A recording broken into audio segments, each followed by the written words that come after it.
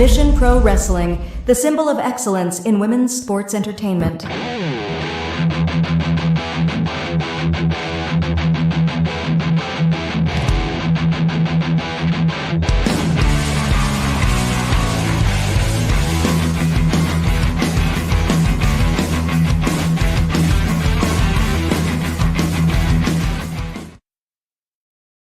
No.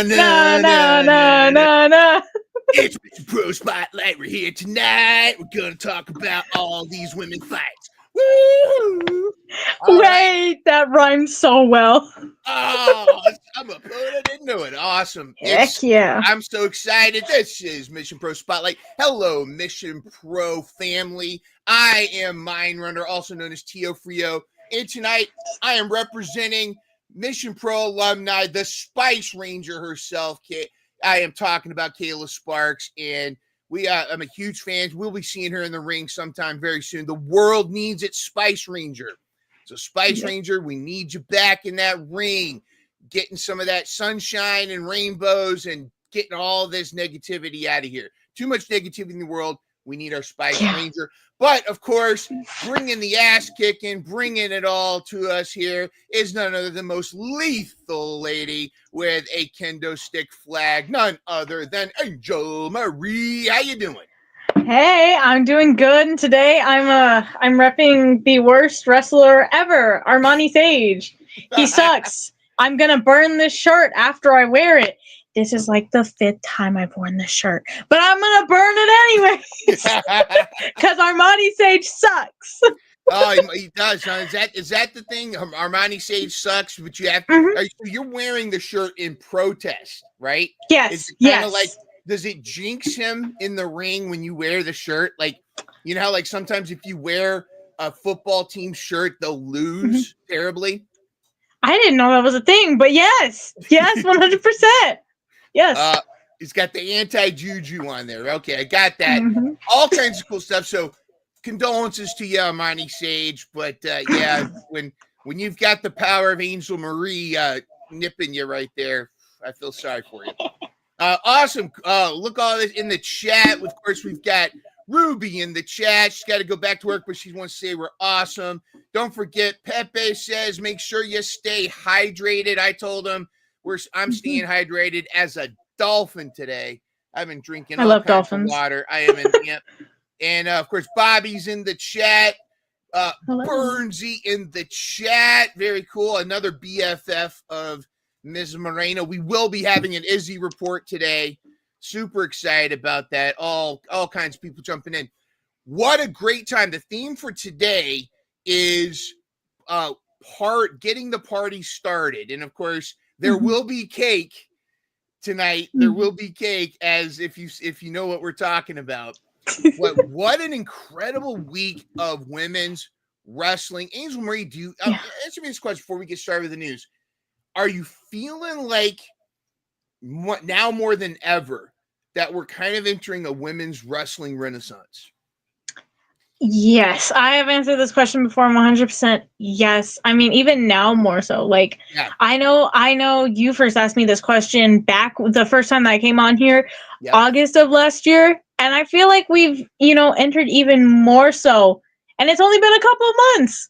But like, I love the growth. And I'm really happy to see the women getting used really well. Yes. And not just a match, like they're integrated into the shows. We've said time and time again how NXT's women's division we feel like is still the best and best managed. Yes. But I feel like, especially like AEW, because it's gonna be an AEW heavy news. I mean, we've got a lot. I mean, there's so much more because there's incredible performances from WWE. But I feel like all the other women's divisions are now trying to rise, are making the effort to rise to NXT's level, including the main roster WWE. They're having storylines that they're rising. There's nothing's without its flaws, but I'm really enjoying women's wrestling to the point where I felt like even if the collision this past Saturday on AEW was very women's wrestling centric. There was a woman and a wrestler involved in just about every segment. It was very focused. The main event again was a women's match. I'm loving this. It's happening, ladies and gentlemen, and it just is going to open so many more doors for the incredible talent out there. And the only thing that could top that right now, maybe it's a premonition, maybe it's the beginning of the resurrection of a certain women's wrestling promotion based in San Antonio, Texas. Maybe there will be a resurrection. It may not be this year, maybe next year, but maybe it's coming. Maybe you're starting to feel the vibes of Mission Pro Wrestling returning at some point. So let's hope. We'll see. No guarantees. You never know what might happen. Maybe maybe Mission Pro's done. We'll have to find out, but I'm feeling it. It's coming. I feel like big rise for women's wrestling out there, and just I'm seated for it. Get the popcorn. Let's go. I've talked enough. Let's get to the news. We've got incredible stuff to talk about. Let's get to it.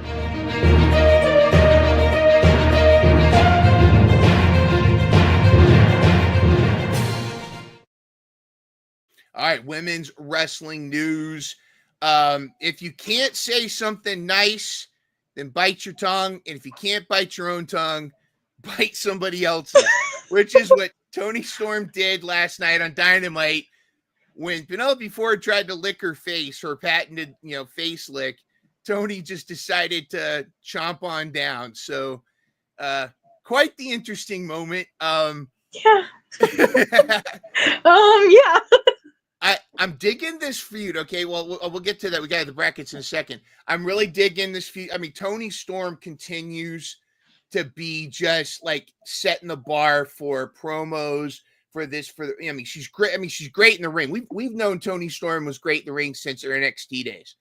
But I love, and this is no shade at WWE NXT. I mean, you know how I feel about the NXT women's division, but it's so interesting to see how Toni Storm, and I don't want to say misused, but how she didn't quite find her groove. She wasn't in her lane at NXT, but when she tapped into this timeless Toni Storm character, I mean, she's a superstar. She's top tier. She is one of the top stars in AEW. What are you loving this Toni Storm character? Am I loving Toni Storm? Is that even a question at this point? Right. Yes. Oh my goodness. I absolutely adore Toni. And I was so sad whenever, they were taking away the timeless gimmick and then they bring it back. And I was so happy because I don't know. It's like, it's so unique. Like nobody's ever really done something quite like how Toni Storm has played this character. And it's just it's so good. I love it. And you know what I love even more? I love her theme song. Yes.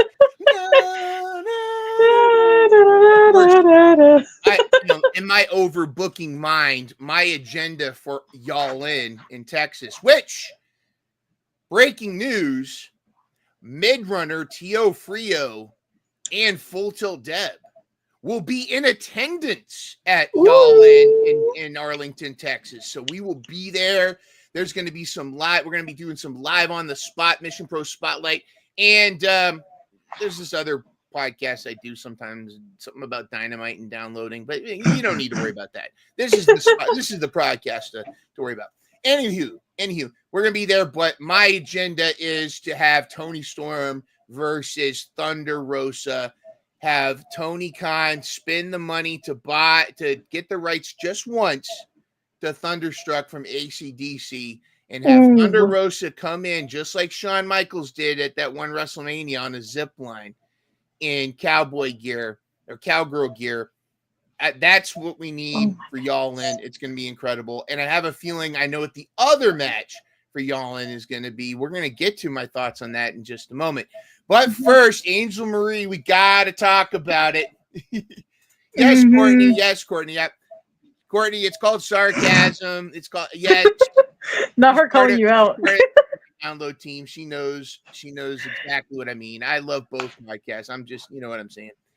Her character reminds me of Betty Davis in the movie Whatever Happened to Baby Jane. Yes, I think that's deeply part of that whole thing. But they announced on Dynamite last night the official brackets for the Owen Hart Cup tournament, the men's and the women's, and the winner of this tournament gets a title shot. And I don't know if it's at Double or Nothing or you All In. I can't remember. I believe it's Double or Nothing.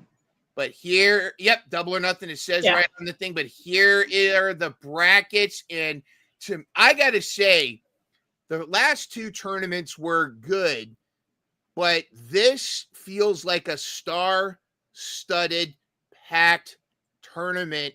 I have some thoughts on who I think it's going to be in the end, but this could go anywhere, in my opinion. Angel Marie, just your first look at this. What are you thinking? What are your thoughts on these matchups we're getting?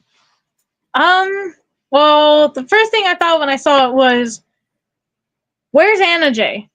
Oh. That's my question. Where is Anna Jay? And I know a few people have the same thoughts as me. Like, where is she? Like, I miss Anna. I love Anna so much. I know one particular person whose birthday is like on Saturday that like loves Anna more than me. But I digress. I digress.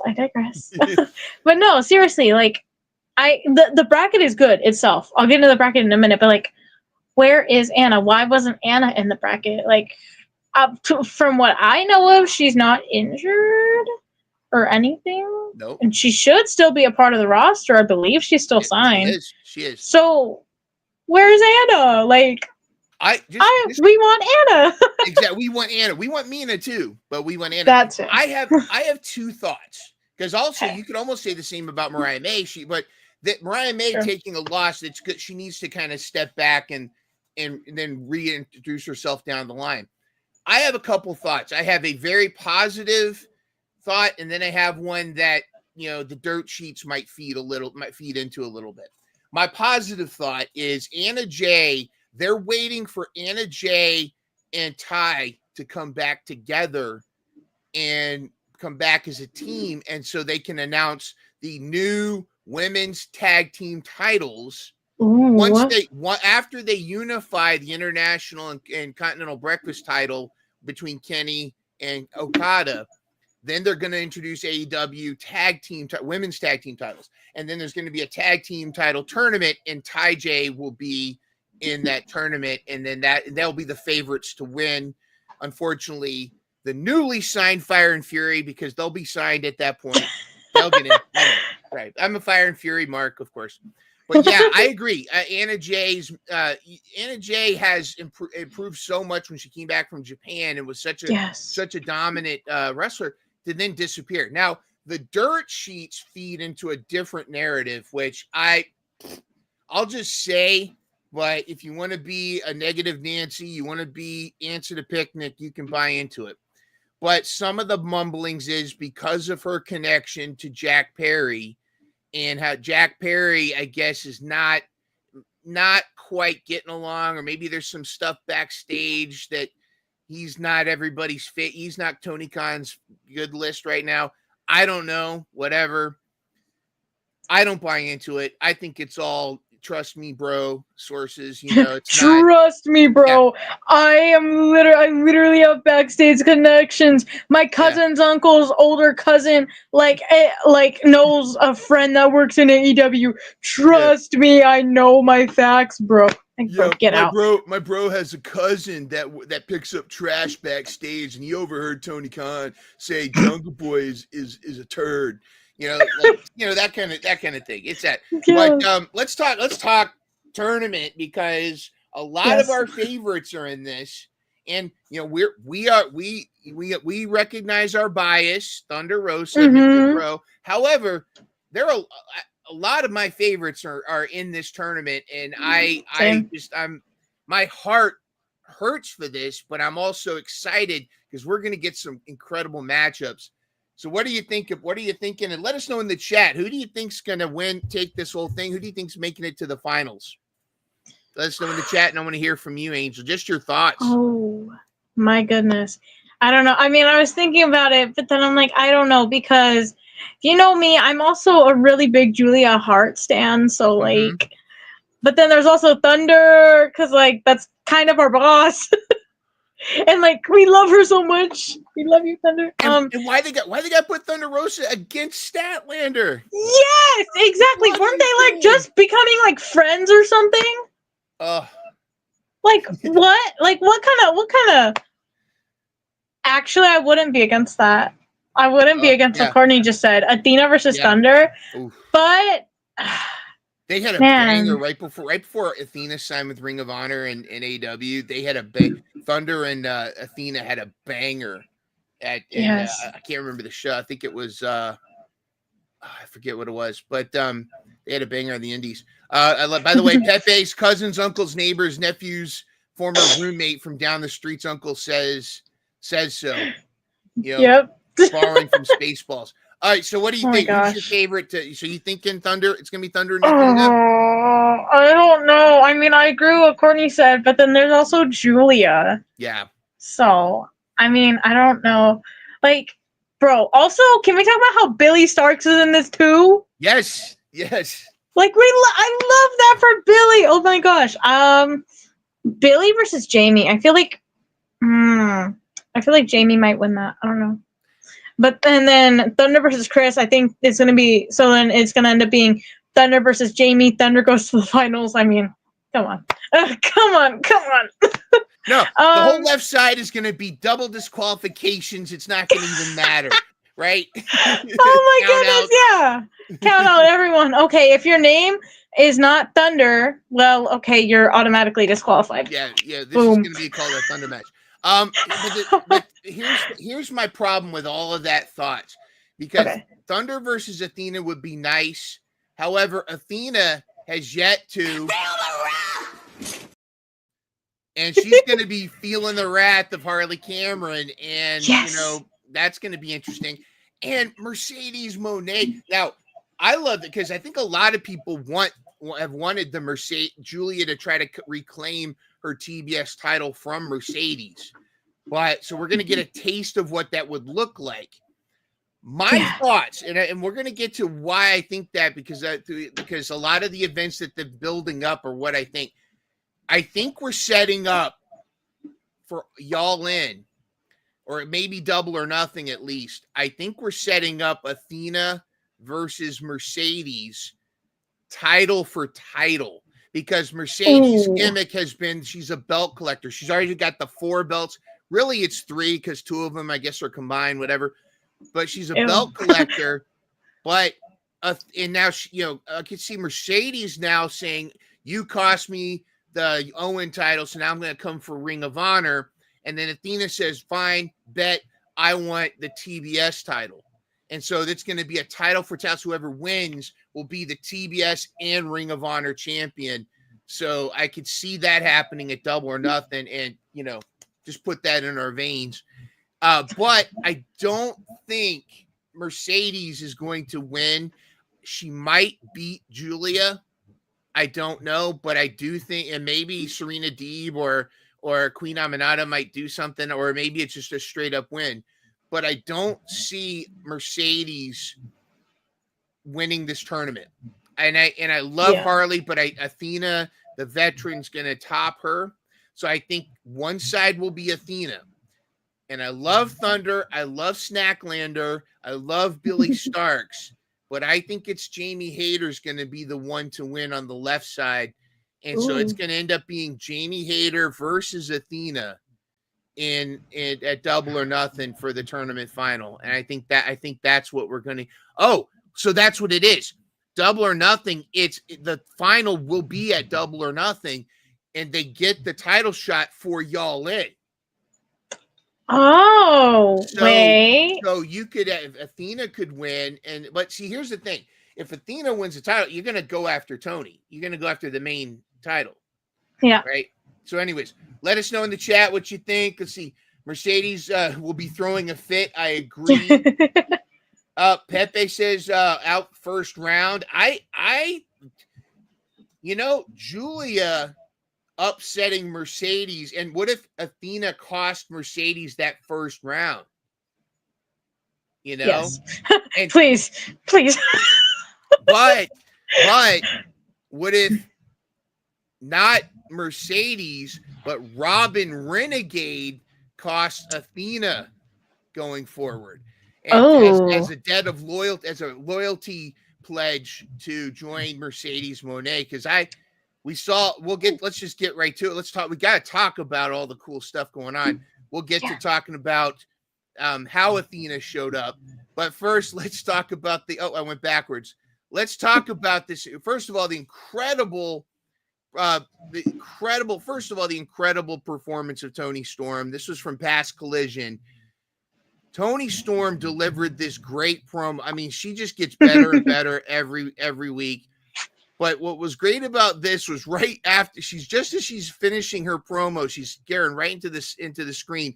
Penelope Ford from out of nowhere kicks her right in the face and then starts to attack her. Toni Storm fights back, but of course that was all a ruse to distract her so that Megan Bayne could get on top of her. I think I talked about this on Dynamite Download. Toni Storm delivered the Sweet Cheek music to Penelope Ford. Of course, Toni's wearing this whole black outfit. There was a moment where you could see the outline of Penelope Ford's makeup on Toni's ass. And you could see it. I didn't get the picture here, but if you go back and watch this moment from Collision, you can actually see the makeup on Toni Storm's ass from giving Penelope the Sweet Cheek music. But then Toni Storm defeated Penelope on Dynamite. It was a great match. Of course, it was tongue biting. And then the Megas coming out looking like an ancient Greek prostitute came out to start to flex on Toni. So I think we're going to it's going to be an interesting match. What are your thoughts on the build up for this match, Toni Storm versus Megan Bayne, and just who do you think's coming out champion at Dynasty? Yeah, I like how they're using kind of like a handicap situation with Megan and Penelope against Toni. Yep. And they're really, really making Megan look strong. But I do see Toni retaining. I don't see her dropping the belt to Megan at all. So. Yeah, I think it's too soon. I think Toni Storm needs to go into Y'all In as champion, but I think that's where she'll drop. But I think this has been as compelling as it's going to be. If Megan beats Toni Storm, I don't think that helps the women's division. I don't think that elevates. I think Toni's got to continue to be the flagship, the face of the women's division. But again, I want that Toni versus Thunder. I want where Toni's the classic, actress. I want Thunder to be like start to get into like a telenovela actress gimmick. Just kind of have that whole parallel going on. I don't know. It's just that's me overbooking. Speaking of which, and we saw in the brackets, there's this Collision coming up. There's going to be a tag team, Mercedes and none other than Harley Cameron. Hi. Hey, Mission Pro Spotlight. The puppet is back, and I think I think it's funny that a puppet is more over than the actual Mercedes Moné. Yes. Oh my gosh, yes. Oh my god. I love Puppet Mercedes way more than I even love Mercedes, which we all know. I don't have much love for Mercedes Moné. I have a lot of love for Sasha Banks. Mm-hmm. Not for Mercedes Moné, though. But I love Harley Cameron. Feel the rest.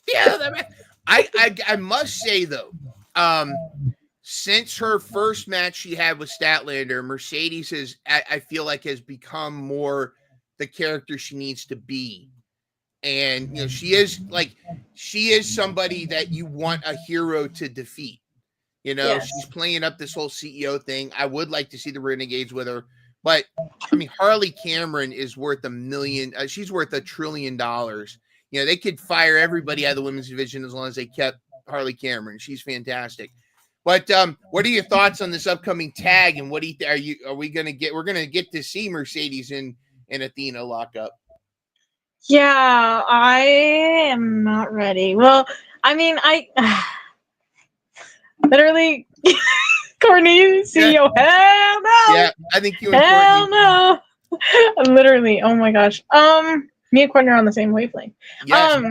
But Oh my god, I don't know who I want to win the tag match because on one hand, fail the ref. Yes. But then I don't like Mercedes.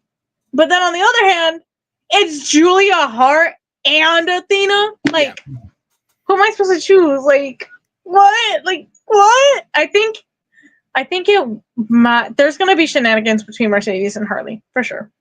100%.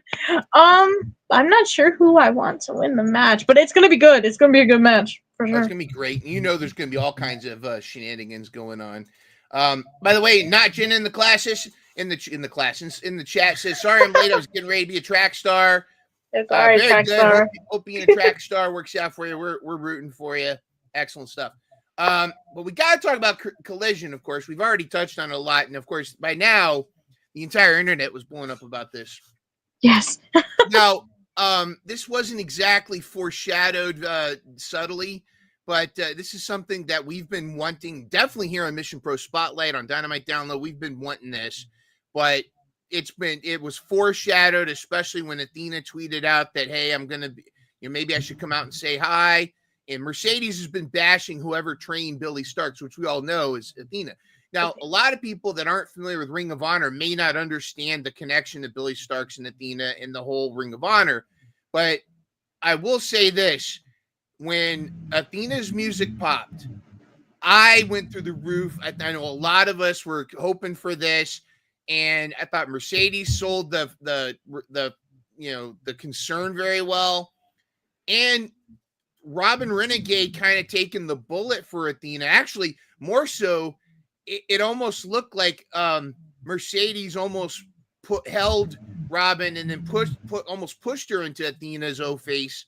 So it's going to be interesting to see. But what was your reaction to Athena coming out to interrupt Mercedes?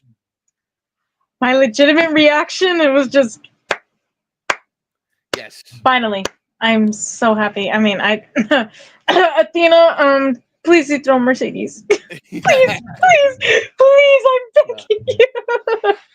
Oh my goodness, yeah, I'm so happy that we finally got Athena because I freaking love Athena. She's so awesome, and yeah, I really want to see her dethrone Mercedes. I hope so too. I don't want to take away that Robin Renegade looked fantastic in this match. Now she's been running solo in Ring of Honor as Charlotte. Charlotte's dealing with her stuff, so Robin's been kind of running solo, but she's been getting the reps, and she's kind of been like Diamante or some of the others out there that are just crushing. They're always in the matches and doing their best and leveling up. And I thought Robin looked great, and I do think that they're kind of hinting that Robin might be in Mercedes' corner at some point. So I'm all for that. Love to see a Mission Pro alumni make good. We're hoping to see some of that. I went a little too far. At the end, of course, Billy Starks versus Jamie Hayter was an incredible match. If you hadn't got a chance to see it, go check that out. But the best part was Jamie Hayter got the 1, 2, 3. Of course, we're going to get that again, apparently, in the tournament. But we got to see a face-off again. Athena comes back out, and we're getting kind of a face-off between Athena and Jamie Hayter, something I didn't know I wanted until this moment. And I'm going to say it here right now. Listen carefully. This is your Owen Hart final. Jamie is on the left, Athena's on the right. This is your Owen Hart final at Double or Nothing. And that's going to be, these two ladies are going to put on the slobberest knocker of slobber knockers. It's going to be fire. These ladies are going to cook in that ring. Angel, yes. What do you think? I 100% agree with you. And there's a person in the chat with a very suspicious username. Wait a minute. Let me read that. It says, looks like Joe Hendry? Joe Hendry? His name and he appears. I believe in Joe Hendry. Well, you say his name and he appears. He appeared, man.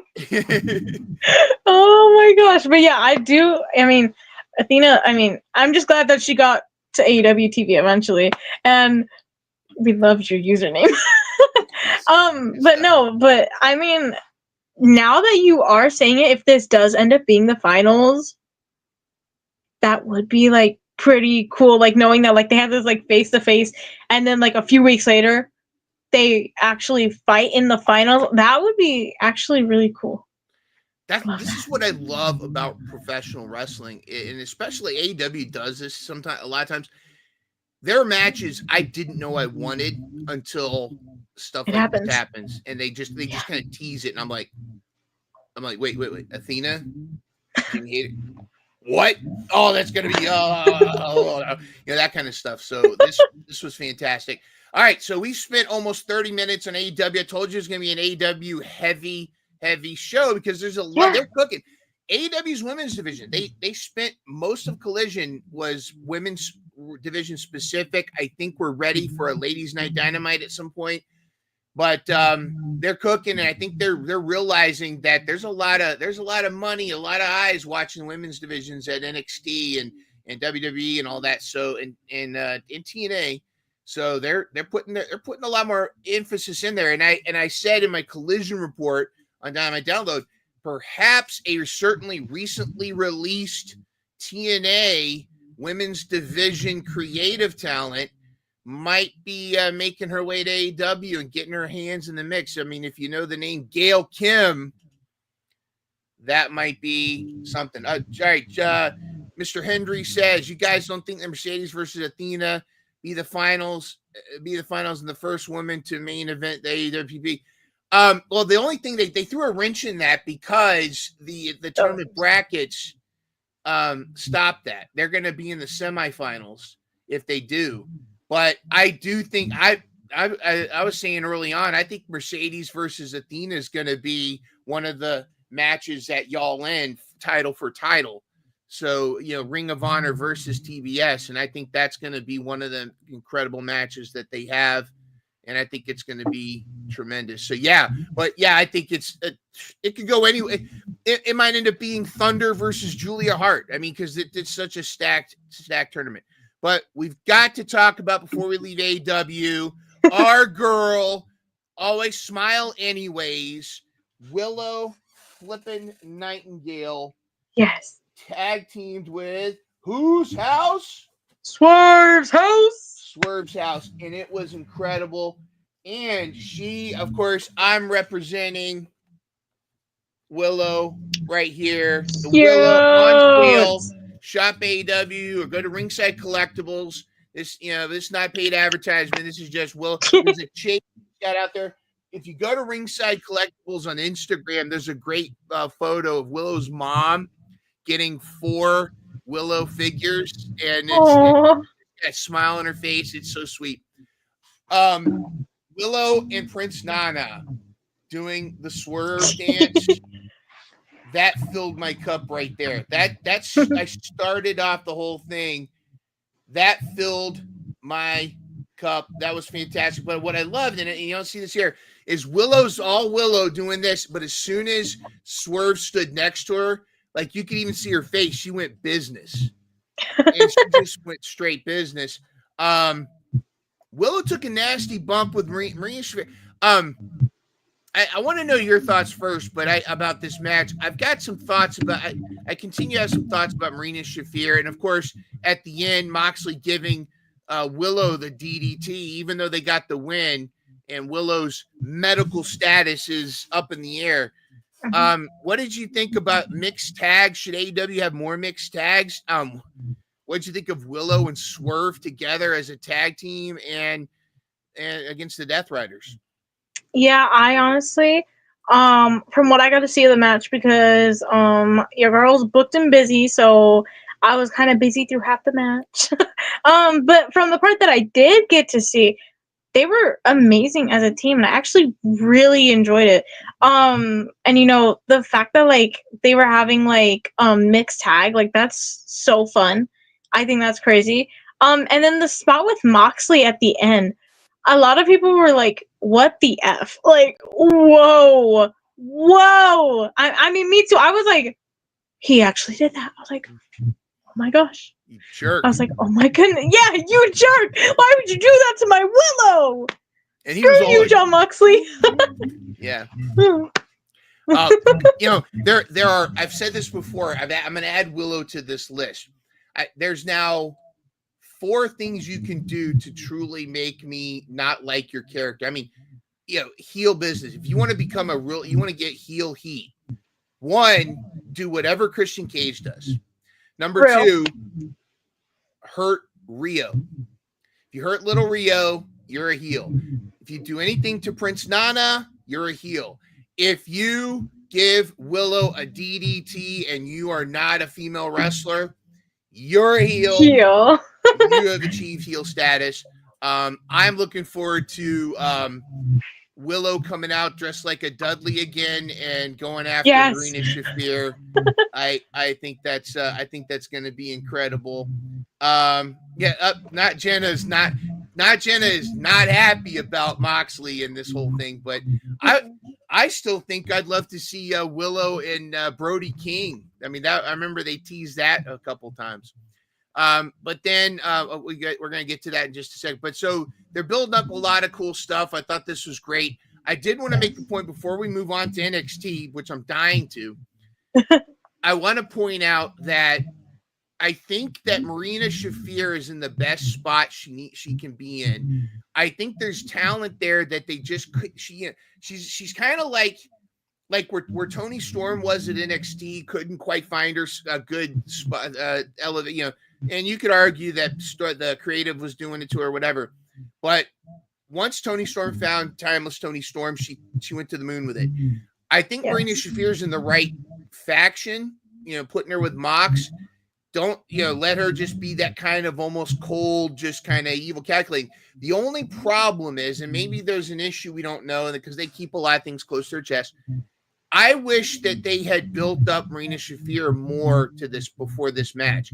She needs just to go on a streak of singles matches where she's just killing people, and even some mid-card topper, sort of where she's just taking folks even some champions like a Red Velvet, who's the TV champion of Ring of Honor, maybe have her. And if a female wrestler is going to be taking some time off, have Marina Shafir do the injury gimmick with her, and just have her hey, what's this mad woman? She can't be stopped. Can Moxley and Claudio contain her? Make her a true enemy, so that when Willow whoops her ass, we're really it's significant. And I feel like it was kind of like, oh, there's Marina, and then there's Maud. It's like, we're not really buying it, but I'm excited. I think we are inevitably getting a no stipulation brawl fight, street fight of some kind with Willow and The Problem. Angel, you want to talk about NXT? I would love to. Well, let's talk about NXT. The crowd didn't like this, but I thought this was inevitable. Ava had to make a command decision, and so now Stephanie Vaquera had to. Well, actually, I got to rephrase that.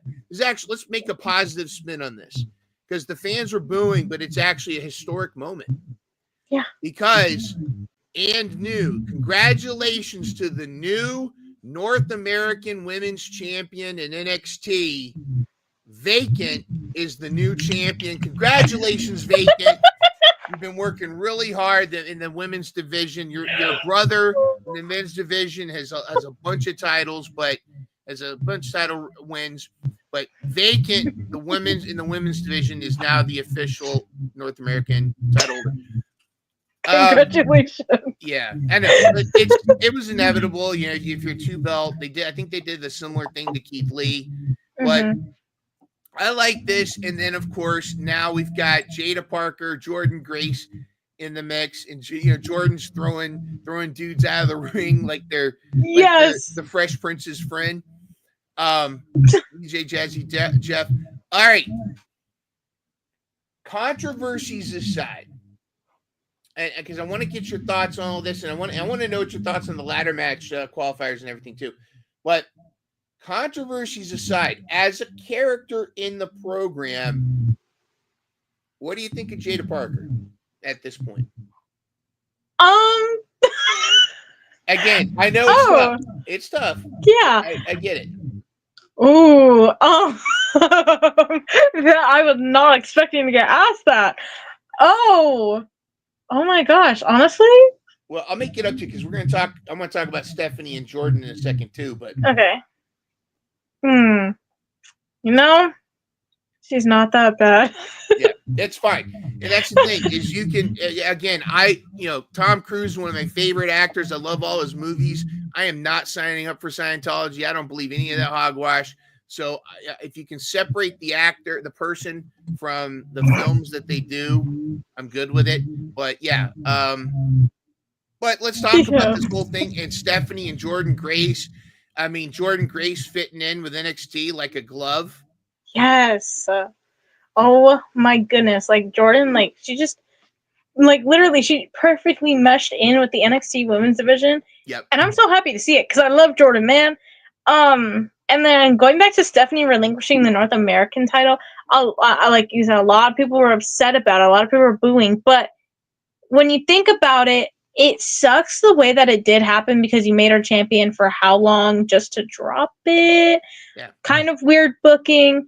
But the good thing is that we're going to be guaranteed another woman that's going to get the spotlight on her, which is, what the title is intended to be. It's intended so that there's the NXT Women's Champion and the NXT North American Women's Champion, so that, these two women can be spotlighted and, they're holding gold, so they get more TV time. And it just, really brings their character up and stuff. And so it is a good thing, that somebody else is going to get the title, because I would rather it be like that than Stephanie holding both belts. I really do love Stephanie. Oh my gosh, I love La Primera so much. But, it would be better having it on another woman like its intended purpose was to be. So yeah, why have the titles defended twice in one night? And that's also overworking someone, which could really lead to her actually getting injured, which is not a good thing. If you want her to be champion, why are you going to push her like that and she gets hurt? Then what are you going to do? You have two vacant champions. So two vacant. Vacant's going to be racking up all the belts, man. But no, so I am happy that it is going to go to another woman. Who that woman should be? Tatum Paxley. Anyways. I disagree with Tatum Paxley real quick, just because I think she and Gigi they need all the tag team titles except for the that too. I actually want them tag team for a long time. And I noticed that in your rant, which you were doing great until somebody threw you off. I know. I saw that. Somebody threw you off. I saw that and I was like, Jenna, you made a deal with Sage, didn't you? You made a deal. Why would you do that, Jenna? I literally hate Armani Sage. I don't care if I'm wearing a shirt. I hate Armani Sage so much, bro. I'm wearing this in protest, like we said at the beginning. Oh my word! Seriously, Jenna, you threw me off. Jenna, but hey, you know what? Pepe's got an interesting point. Wouldn't that be funny if one of the six in the ladder match is Stephanie going back? That would be just weird.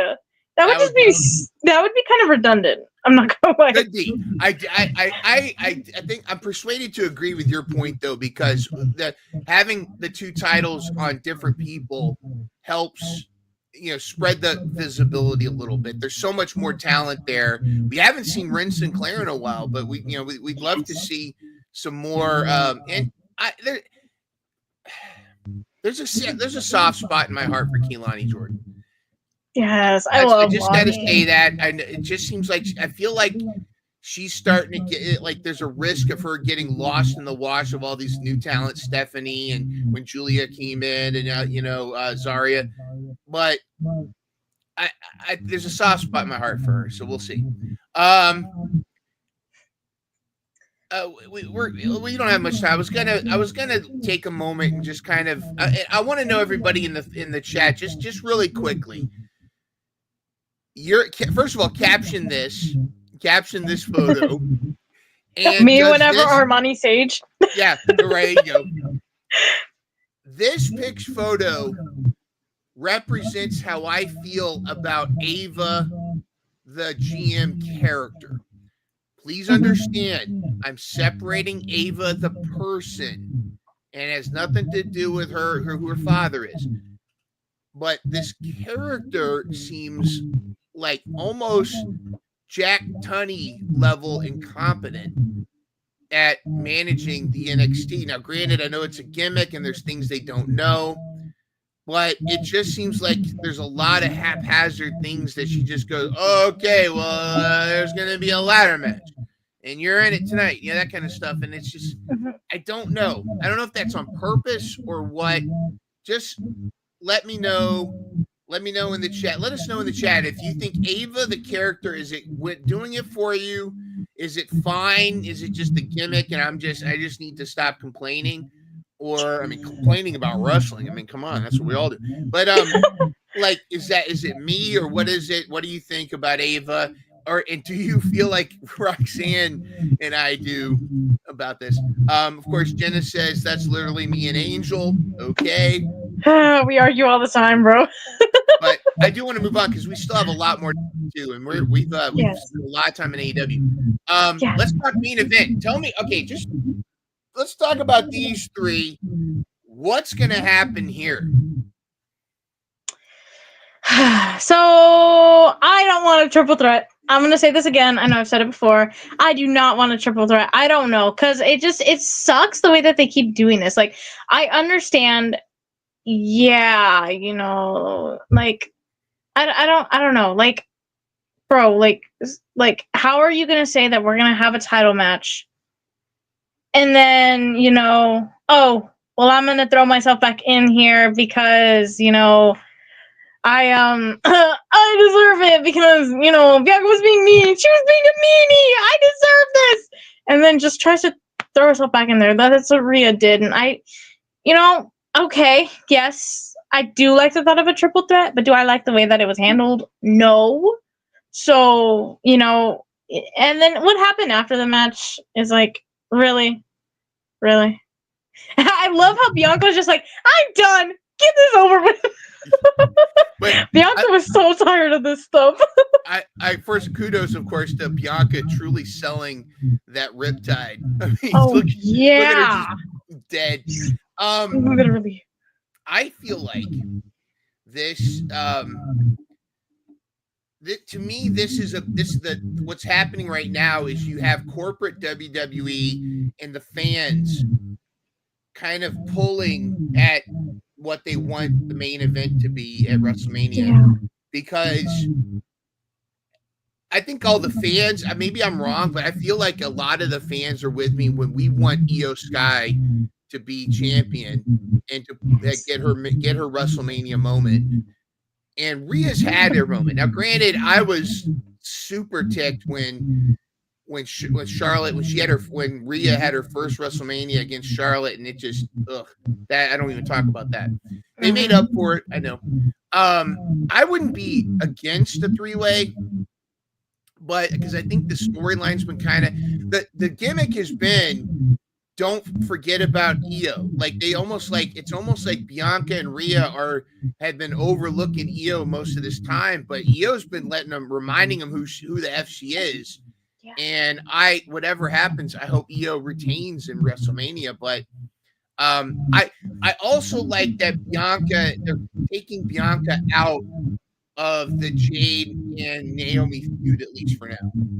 She's moving on and she's got this to worry about. I thought this was very well done. I think Rhea is doing a great job hinting at a crash out. Like, I don't think she's going to turn heel, but I think if she doesn't win the title or at least get a chance to go to WrestleMania, she's going to lose her mind DMX style. Triple threat ladder. Yes. Pepe and I like our ladder matches. I've learned that. I think that might be interesting. Mr. Henry says, Rhea versus Charlotte too. Rhea versus Bianca.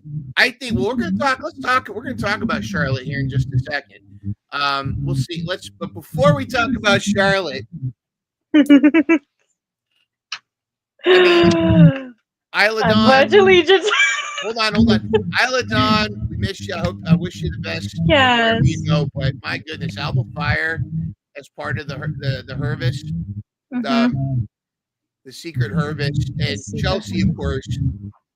We pledge allegiance. Pledge allegiance to the flag of the United States of Chelsea. I heard that Donald J. Trump, the real reason he wants to purchase Canada, make Canada the next state of the United States, is just so Chelsea Green can legally become our next president. I heard that's the real reason. Oh, we're getting to that, Jenna. I see. We're getting to that. I do got to. I got a rant coming up about that. So yeah, we're gonna get right to that. But I love the Hervis. Yes. Piper Niven, this has just been such a great click for her, and this is such a great fit for Alba Fire. And granted, I think we knew who was gonna win the match. Even though they wrestled in the suits, I kind of like that. But then Zelina Vega comes to the rescue. Little Z comes to the rescue and gets her ass beat. Couple things. What do you think? What are your thoughts on little Zelina getting her ass beat by the sea? I mean, granted, it does make the secret Hervis powerful. Yeah. But I feel like, and I'm going to piece this to some of the other Mishin in a little bit, but Zelina just is, to me, is not getting her due chance. I mean, maybe it's because she's small. I mean, look at Alexa Bliss. She's not very tall. How do you feel like Zelina's been getting storyline treatment? And is there a viable? Who's a viable challenger for Chelsea Green? Ooh, yeah. Okay, so starting off with Zelina, it is really unfortunate what's been happening to Zelina. Like, she just keeps getting pummeled. She keeps getting pummeled. Like, she cannot catch a break. I'm like, poor Zelina. Like, that is like, man, really? What people, Zelina? Like, and Zelina Zelina is amazing. But we just haven't been seeing that recently with what they've been doing with, booking. It's just been weird. Literally justice for Zelina. And then also with Chelsea, who would be a good challenger for Chelsea. I mean, I don't know. Because, I love Chelsea and I don't want her to ever lose the belt. That is my president of the United States. Thank you, Chelsea Green. Yeah, oh my goodness. Pepe, I hear that. I don't know. Sometimes we think it's an echo from Angel, or if it's an echo from me. Boo technology. Yeah, boo technology. We're figuring it out here. We're still working on some stuff. So we'll hopefully, maybe Angel, when I'm talking, you might have to mute then I'll mute when you're talking. I don't know, just to see through this episode, and we'll iron it out. But thanks for the heads up. Two things about this. One, I think the problem, and I actually just think the problem here is Chelsea Green is now kind of where Toni Storm was when she was really breaking out as the timeless character. Chelsea Green's supposed to be a heel. but she's a baby face in everyone's eyes. I mean, you and I just pledged allegiance to Chelsea Green. I mean, there's little girls are putting like, I want to join the Hervis. Yet they're trying to make this like she's a heel. Now, great, you can have a character like Chelsea Green not change a thing about her. It's not the character that needs to change, and you can have the Hervis and everything. What you need to do, yes, she's a baby heel. What you need is you need to start booking her against heel wrestlers. You need to have, instead of Zelina. In fact, if anything, Zelina might be a third candidate to kind of, maybe you could have this thing where Zelina, wants to help out. There's something you could do, but you need to start coming up with some villains that the Hervis have to protect Chelsea from. And again, you look at a lot. I like the baby heel kind of thing. She's just a hot mess. Good throwback, but like you see it with some of the best heels are beloved. They're the heels you love to hate, but they're also beloved. But you can't. But when you book Chelsea, book Chelsea or her group against baby faces, it hurts the baby faces, even if the baby faces win, because they're going to get booed. I mean, nobody you're not going to be able to really get behind Zelina Vega if she's fighting Chelsea Green. Now if she was helping Chelsea Green fight, heel, Jakara Jackson, or just a heel, just another heel wrestler, which Jakara Jackson, I don't even know. I just want Lash Legend to come in and have her match with Rhea, but I just think they need to learn from Toni Storm with Chelsea Green. Chelsea Green is in her early timeless Toni Storm era. They need to switch her up and have her start facing heels and not baby faces. And I think they need to, they're baby faces that they don't have to change a thing about their gimmick, because they can still have the same, it's the entertainment that makes us like her. And that's what they need to do. Does that make sense? 100%. 100%. Like, literally, like, just, WWE. I know you guys watch us. Like, y'all should, listen. Please. Because we got some good points here. Come on, Hunter. Pull the trigger. All right. Angel, you guys start on this one.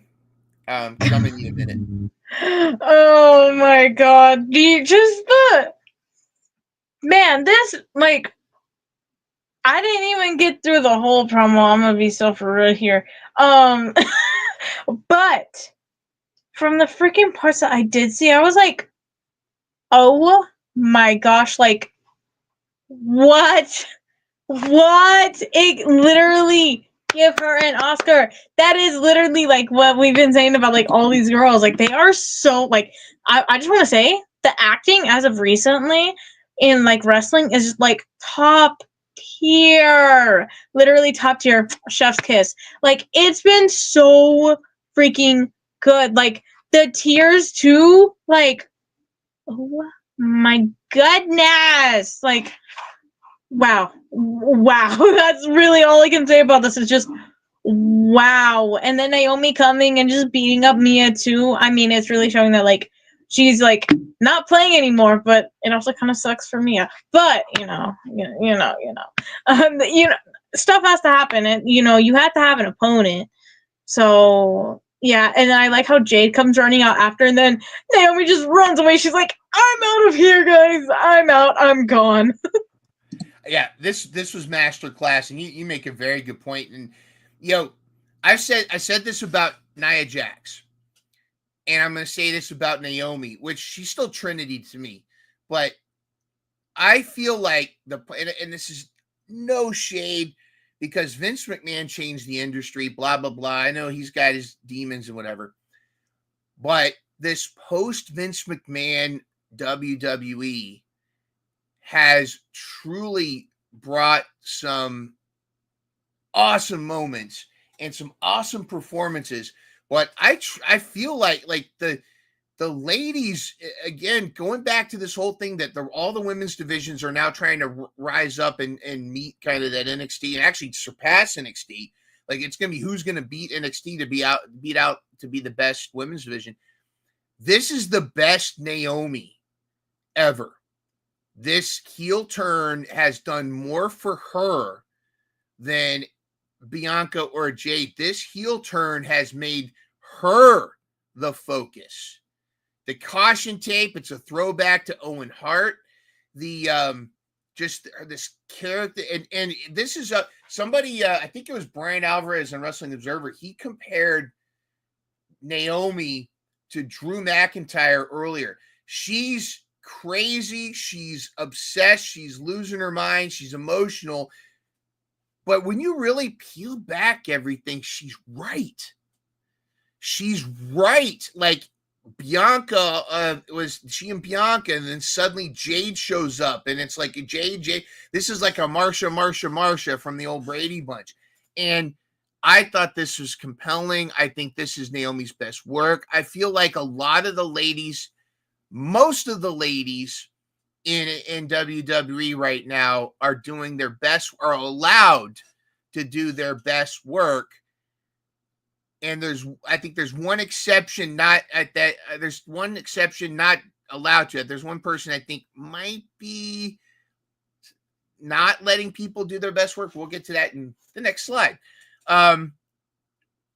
Charlotte Flair. I used to be a Charlotte Flair fan. I liked her. I'm Ric Flair fan from the old days, Woo and all that. I think she's impressive.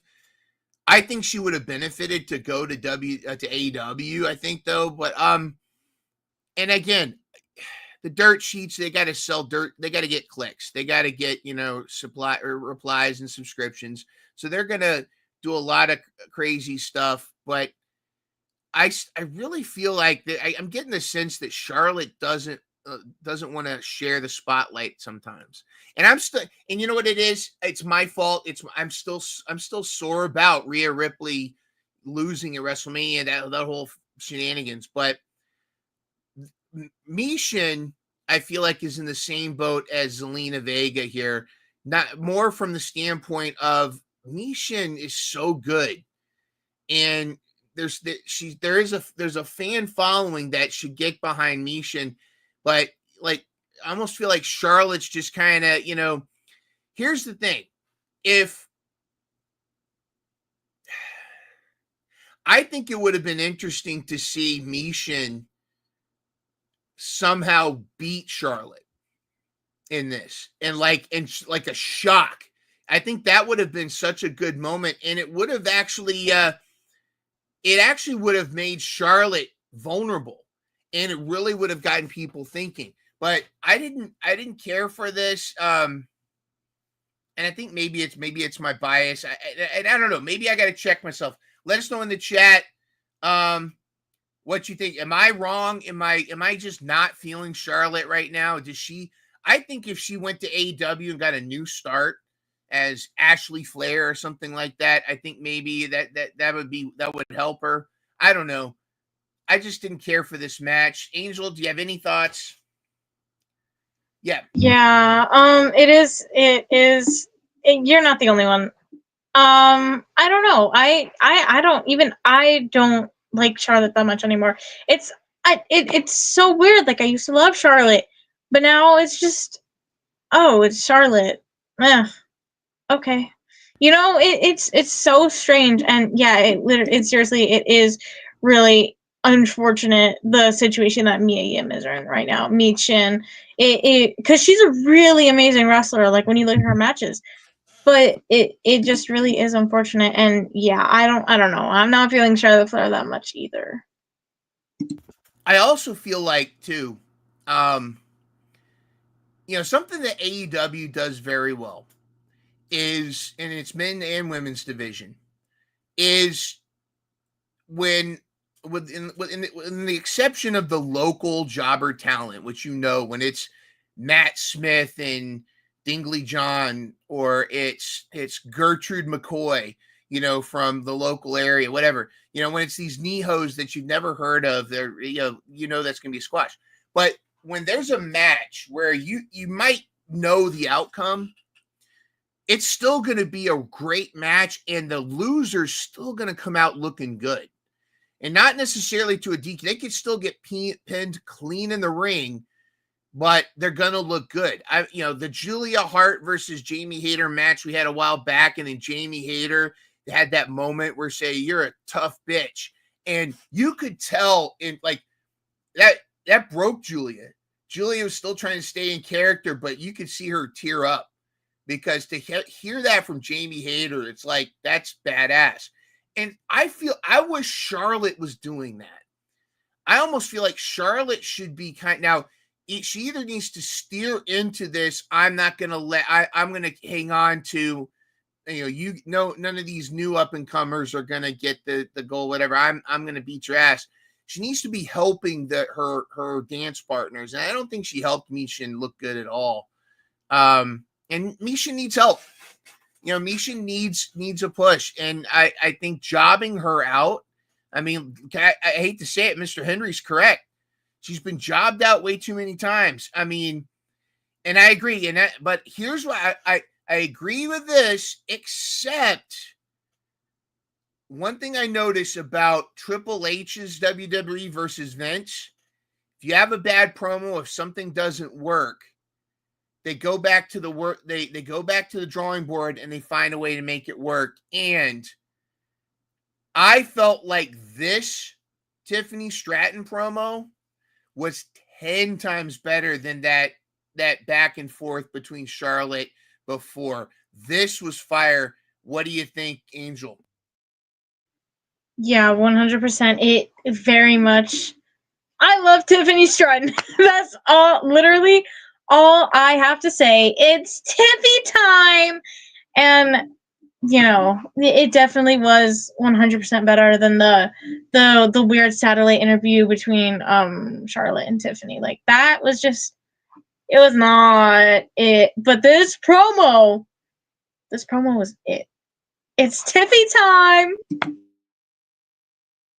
I love it. I loved it. I think Tiffy's really finding her own spot. I hope she keeps that Tiffy mentality. I could see her 20 years from now still being in the business, but being almost like a who's the actress in White Lotus, and she was in American Pie, Jennifer Coolidge. She could be a Jennifer Coolidge in 20 years, still wrestling. Oh, excuse me, but I think she's great. I think she's another good baby face. Good stuff. We do have it's time for the Izzy report. Let's get to the Izzy report. Oh, did I hit the wrong button?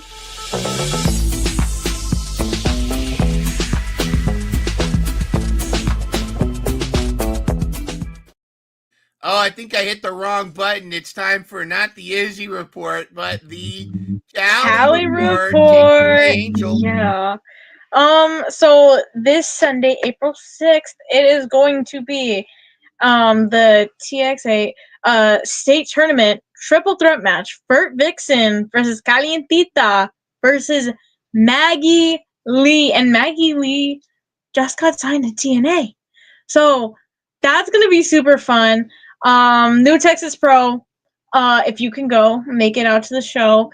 I believe, it's in Austin. I can't make it, unfortunately, but I know, the La Chica Más Picosa is going to be there, and it's going to be absolutely spicy. I'll be rooting for my girl Callie, but then I also really like Vert, and I also really like Maggie, but I still love Callie. I still love Callie. And, I know you clicked the wrong button, Mindrunner, but I really think, I think we do need to click another button.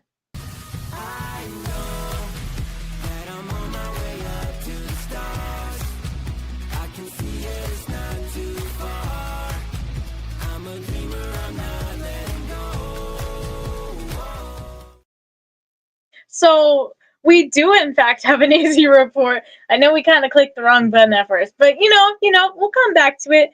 So it was announced. Yeah. It was announced at Pottermania that it's going to be Nina Samuels versus Miss Izzy Moreno, Friday, April 18th, 11 a.m. So that's going to be a great matchup. And then also, Izzy has some really big things coming. I just want to say this right here, right now. I am so proud of her. It's almost been like, what, 2 years since we became friends? It's almost been 2 years, because my first Mission Pro show was also her first Mission Pro show, which was June 2023. So it's almost been 2 years, and that is absolutely insane. And the amount of work that she has put in within 2 years, not even, because her first match wasn't even until August 12th. So, I just want to say right now, I'm super proud of you, Izzy. Literally, I can tell that there's really big things coming. I mean, she said it herself. She was like, there's some really cool stuff coming. And she's been teasing it and teasing it and teasing it. And I'm like, oh my gosh, the anticipation. Oh my goodness. I cannot wait to see, the places she's going to go, the things she's going to do. Because, I mean, literally, the picture at bottom right, oh my gosh, so cutesy. I literally love it, and I can't wait to see what she does. I'm excited. By the way, BFFs in the chat, if you are one of Izzy's BFFs, she has seriously come a long way. And I've said this before. What I love about Izzy, she kind of represents all of us, because she went from fan, then she was doing podcasts. She had her own, the hot tag with Izzy. She was doing great with that. And now she's living the dream. And for someone like her, and there, there's trolls and haters all over the place, but she rose above all of that. She actually had more to overcome. She had more to prove, because she had to be a success. Because if she tried wrestling, it didn't work out, then it's like, oh, look at you. She has dedicated her life to this business, and she is already a superstar. And I don't want to say it. I don't want to jinx anything, and I'm not saying spoilers, because I do have sources. Sometimes it's trust me, bro, and then sometimes it's my legit sources. I'm not saying this is from a legit source, but I do see in my crystal ball that before y'all in Arlington, Texas, Mercedes Moné is going to Izzy's already on Mercedes' radar. And if you remember the whole Sasha Banks thing, there's already been a lot of back and forth that we've covered on social media. But there is buzz that we might get before y'all in. Mercedes might have an open challenge for the TBS title, and we might see a certain BFF answer that challenge in Texas. Might be something to be. Just keep your eyes on. The interactions between Izzy and Mercedes. It's been more than just a casual back and forth. That's all I got to say. That's all I got to say about that. So that's our Izzy report. However, I feel like we were very AEW heavy, very WWE heavy, but there's another wrestling promotion that I feel like sometimes gets treated like a stepchild, and a ton of my favorite wrestlers are on there, and their women's division, I think, is superior to its men's division. I know Mr. Hendry would appreciate us giving a spotlight to TNA, but we got to talk about TNA, especially because their women's division, that's where Jordan Grace came from. We still have all the other ladies, and of course the crossover with NXT with WWE. But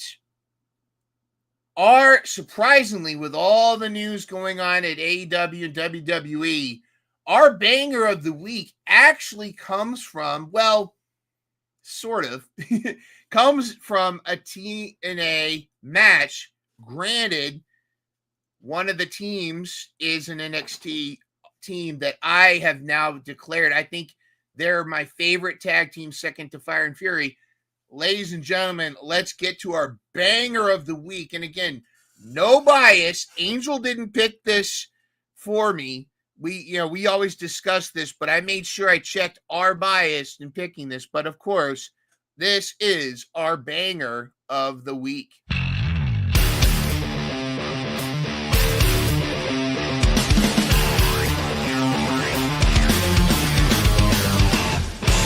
Hold on to your Kulos Mission Pro fans. Rock on, it's the banger of the week.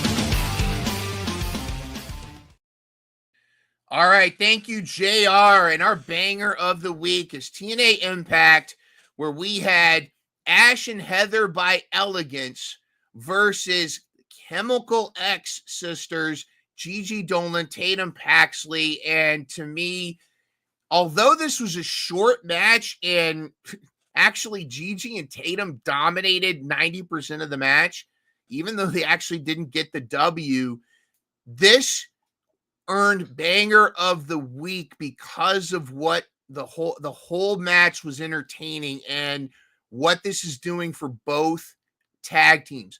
I love that Dana Brooke has reinvented herself as Ash by Elegance. When she first started, I'm like, oh, they're going to try to copy Toni Storm. It is not a copy of Toni Storm. I eat those words. I was wrong. I'm really liking this. And her taking Heather by Elegance, Heather Reckless, not so reckless anymore, under her wing, I think it's working great. Am I a little ticked that Jody Threat it doesn't have the tag team titles? A little bit.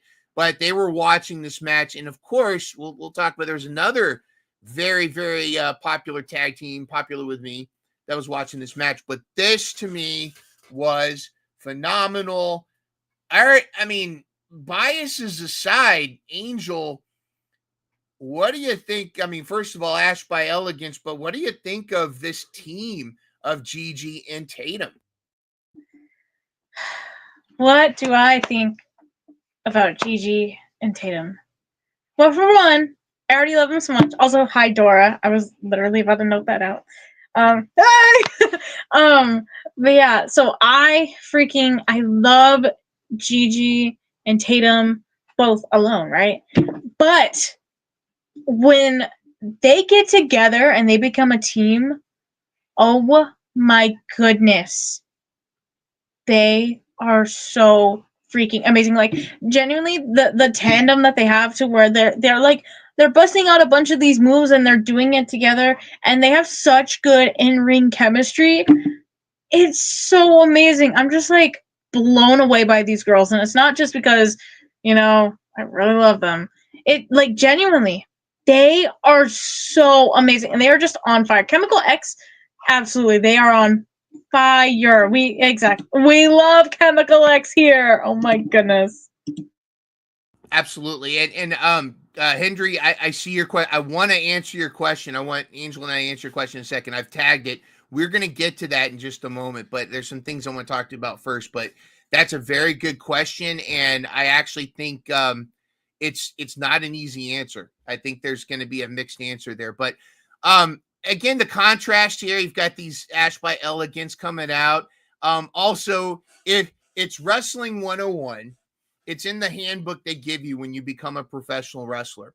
When there's a cake nearby, somebody's going face first in the cake. You know that's going to happen. So, of course, Ash has got her cake for her celebration, and you just know. I mean, if you saw the thumbnail for our show, you know what's going to happen. But anyways, 1,000% Angel, Gigi and Tatum were doing things in this match that are just like, I want to say I haven't seen it before, but are unique to women's tag team wrestling. And women's tag team wrestling is part of what's growing right now. I love that NXT, TNA they're growing their tag team. They're strengthening their tag team rosters. Of course, and this kind of might go towards the answer to your question, Henry, is that WWE NXT, what's benefiting the most from the WWE NXT back and forth is their women's tag division. And because, this has been, we saw when Rosemary and Wendy Chu came over, when Rosemary and Wendy Chu tagged, when Wendy came over, you started seeing a lot of this kind of stuff. And I felt like this is something I'd love to see them revisit. Perhaps they're working on a fatal 4-way, because we saw Jakara and Lash. Now, I've said before, Jakara, the Metaphor, one of my new favorite tag teams. They still are, but I think it's more Lash than Jakara. And that's no shade to Jakara. She's fantastic. But like, I think they're great to watch. But I'm sorry, Gigi and Tatum were so great. They were doing these combos that they're not lucha. I'm not saying on skill or prestige, but they're up there with Lucha Brothers and Young Bucks as far as creativity. They were doing new things together, coming up with new combos of working with each other. They weren't just two single stars as a tag. They were a tag team, and you would have thought that they had been tagging for years together in a lot of these matches and a lot of these moves. Bronco, and what's cool too is they're reacting. Like, when Tatum was doing that weird little stretchy poo, I don't know what she calls it, and you see in the background Gigi's just buck riding. She's loving it. She's feeling the vibe. When Gigi's doing the Bronco Buster, Tatum's just sitting there smiling like, kick her ass. That kind of stuff. And I loved it. And I thought this was fantastic. Again, Chemical X dominated 90% of this match, and it was shenanigans why they lost. Tatum had it beat. Tatum went for a dive, and then the that little scrawny Bandejo guy, he pushed her off the thing. She fell. Ash did her thing. She got the 1, 2, 3, but we have not seen the last of this. And I think there might be building up to like a fatal 4-way of some kind. I think this is going to be incredible. And of course, it was celebration time. It was time for the party. But when there's cake, you're going to get it. And of course, Chemical X could not help themselves. And yes, the good news is, Jenna, you'll have to ask Ash by that, because yes, she did get to have her cake and she ate it too, but so did Tatum and Gigi. And just the smile on Tatum's face right here, I think Tatum is having the best time. I think you can see it in the ring. I think she and Gigi, this is like a sisterhood that has been great. And it was interesting too, because I think it was Ariana Grande, whatever her name is.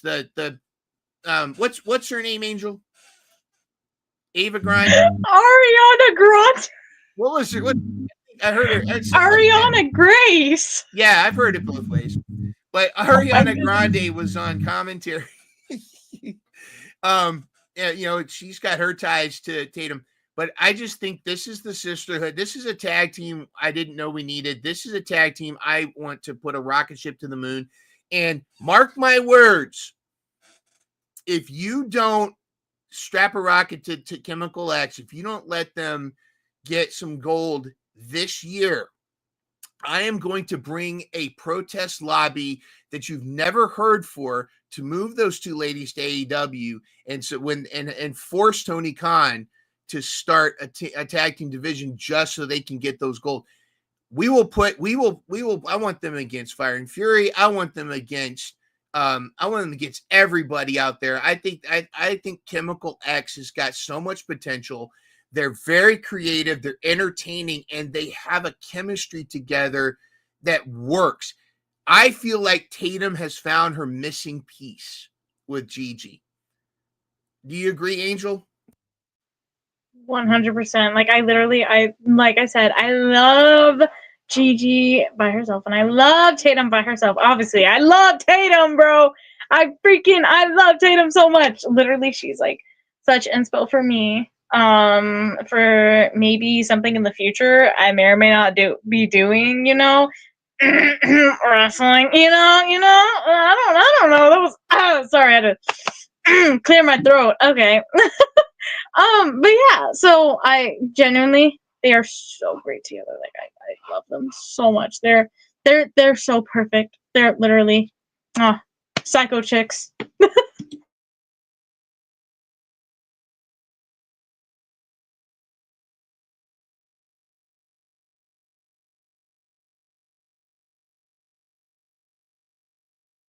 I can't hear you. I don't know if that's on my end, but I No, can't it's hear because you. I was muted. Oh my goodness. I was like, wait, is that on my end or not? No, but I wanted to get to Jay Hendry's question here. The question: do you guys feel that the TNA Knockouts division will feel the effect of losing Gail Kim? Your thoughts first, Angel. Okay, so I'm gonna preference this with what I said the last time that we talked about Gail Kim. I was not, I wasn't really there for like when Gail Kim worked with like TNA. I mean, I know she still worked like up to the day, but like, I wasn't there for like when she was really helping like usher in like like a better women's division and stuff, like better treatment for the women in TNA.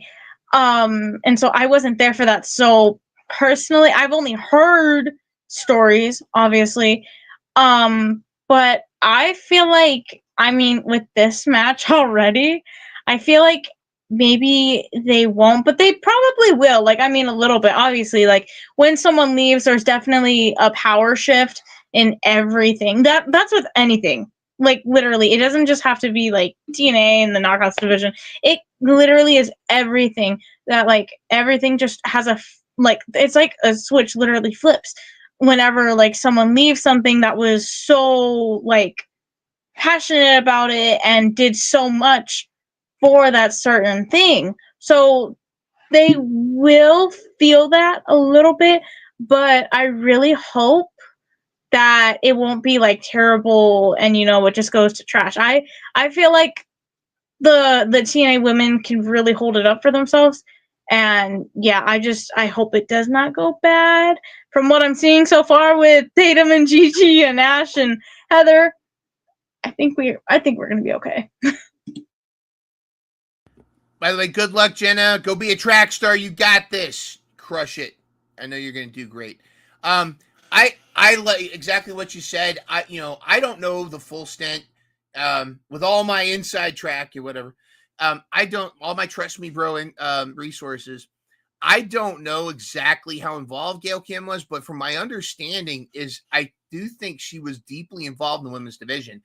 I do think it surprised a lot of people. I mean, there was a majority of the locker room were very confused and upset with Gail Kim leaving. I think there's controversy that we'll probably never know. I do think her hand has been influential, but I do feel like you said, the women in the locker room, they'll continue. And I think it's kind of like, Gail may have gotten them started, but now they're on a roll. I think they know what they're going to do. As long as WWE doesn't pillage the TNA women's division too much and, continue to develop more stars and really grow. And I hope this relationship with WWE continues to last.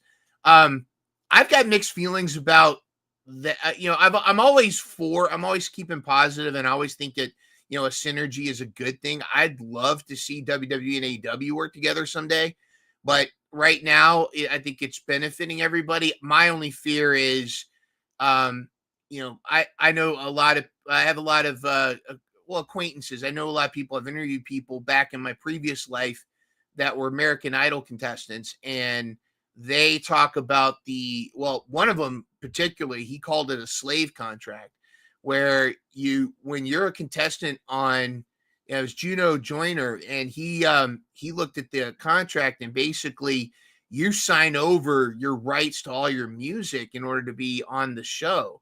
And you end up, you can't do anything for for a long time if you just to be a contestant, even if you get eliminated like in the first few episodes. So that makes me wonder about this WWE ID program, because I wonder how that works. Like, for example, Kylie Ray is WWE ID. Jack Cartwheel, WWE ID. If Tony Khan or TNA or MLW, if they offer them a contract, does the WWE ID cancel that? Does it say you can't take another contract? And if that's the case, you're playing with fire, because on one hand, it's kind of like they're dangling the promise that, hey, you might get signed by we might use you in NXT. In Evolve, I know, has been showing some characters like the guys that remind me of the hockey players from Letterkenny I were on the other day. But the flip side is you're kind of locking yourself in. And if WWE doesn't you're not even going to be sitting at catering. You're going to be sitting at your own home catering, waiting for a phone call. And you can't. And meanwhile, Tony Khan might be like, hey, here's a Prime 1 contract, but you can't sign it because WWE's kind of locked you in. So I think there's a sinister side but it could just be my own cynicism.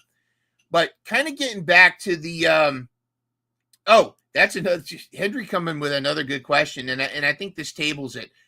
I do think the Knockouts division is going to be fine. I'd like to see Gail Kim go to AEW. I think AEW's women's division could really use Gail Kim. Not that they're desperate right now, because they're really cooking.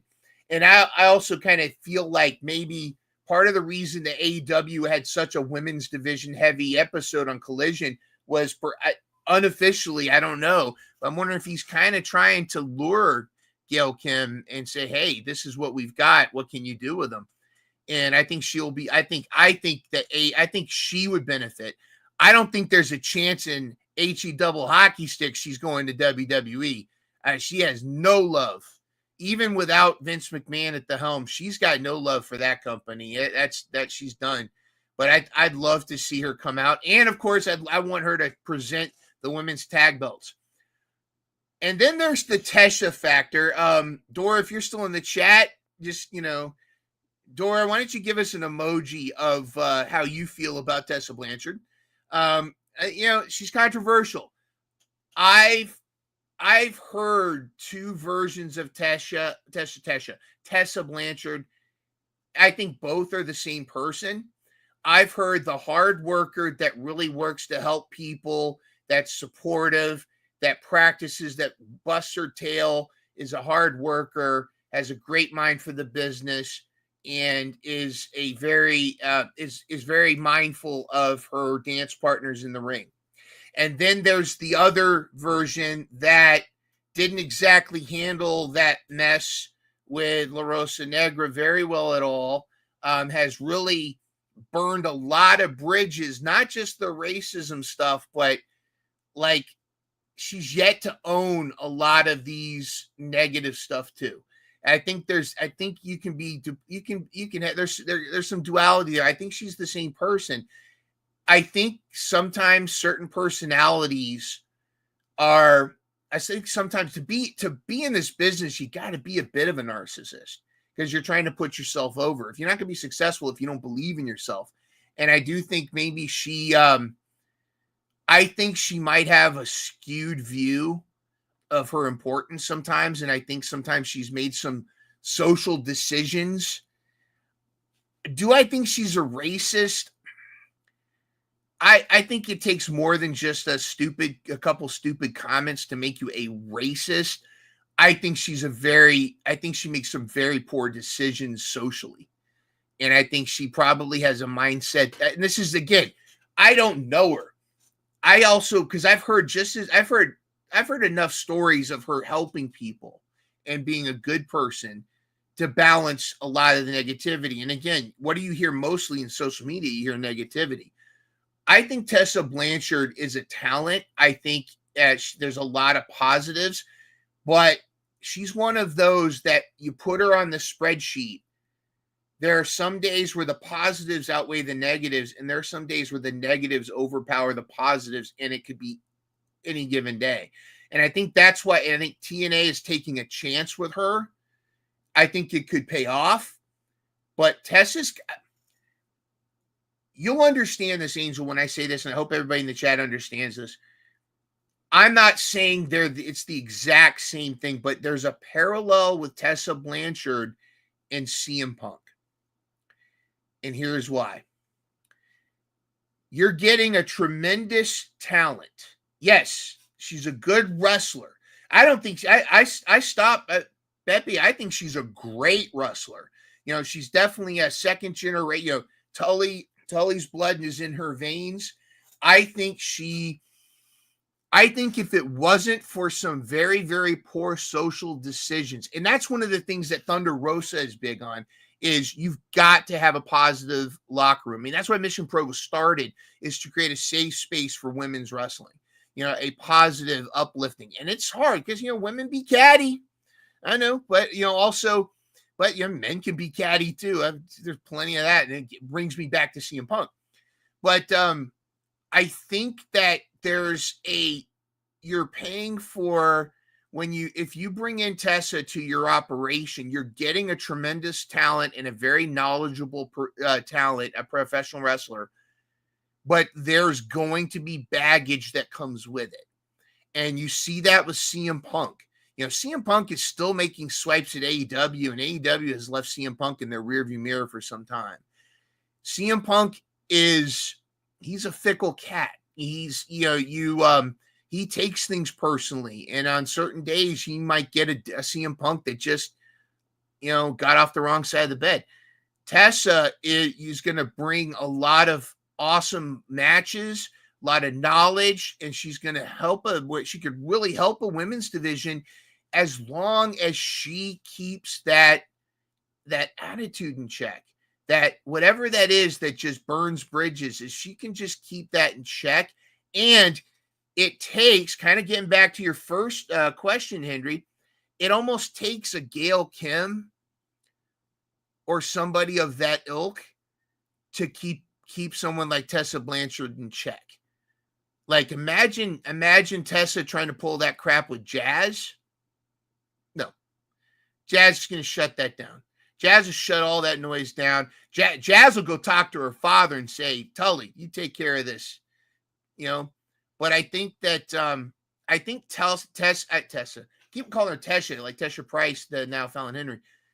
I think there's a diamond in the rough. If you can get her to, and I think she needs PR. She needs someone to apologize. And I'm sorry for this rant, but she needs somebody. She should have handled a lot of that negativity better.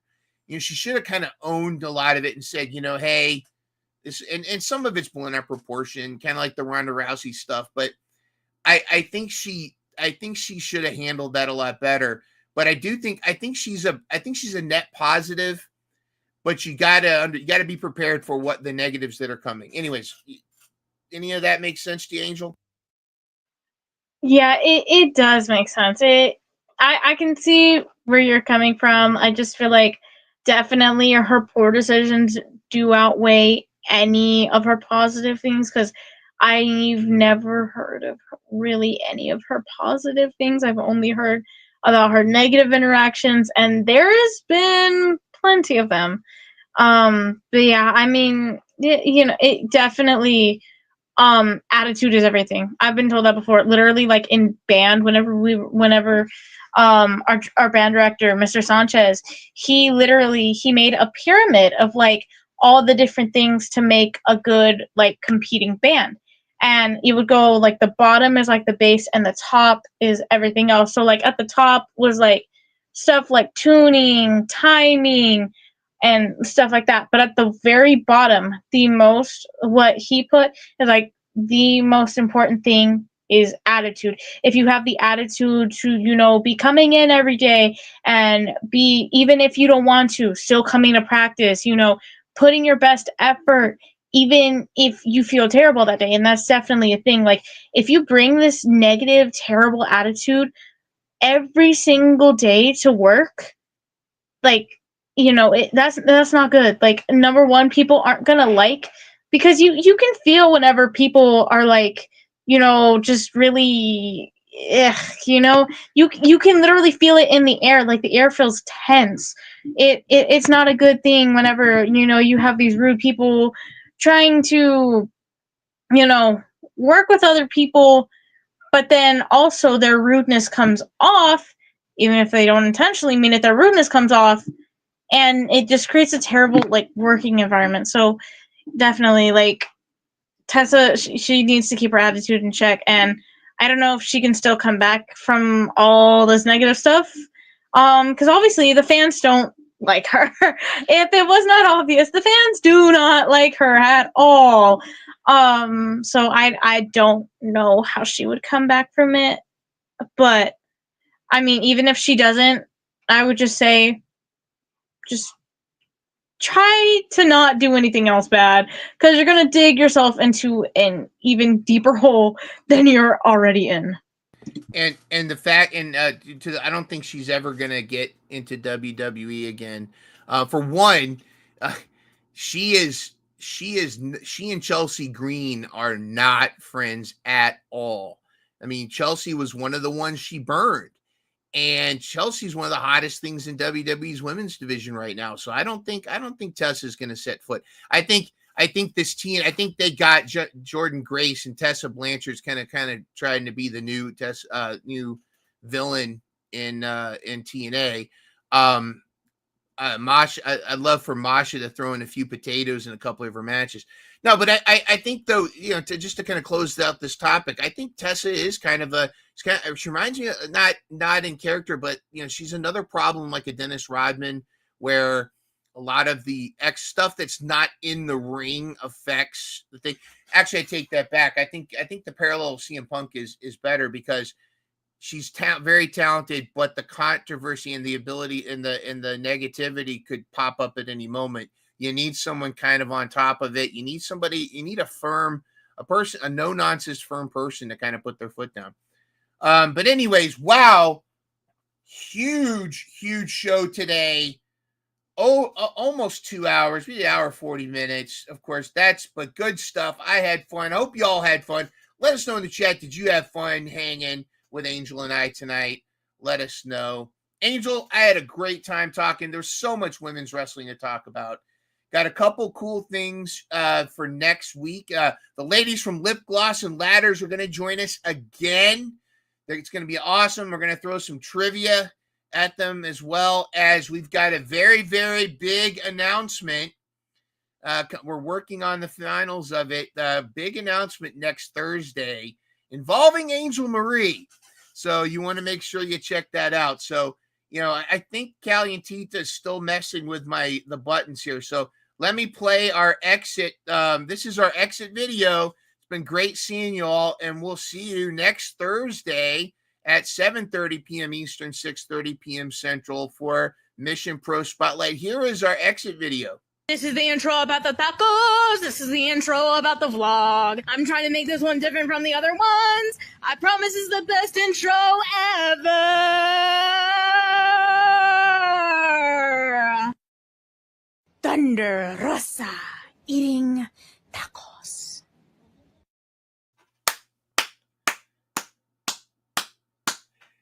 That is cinema.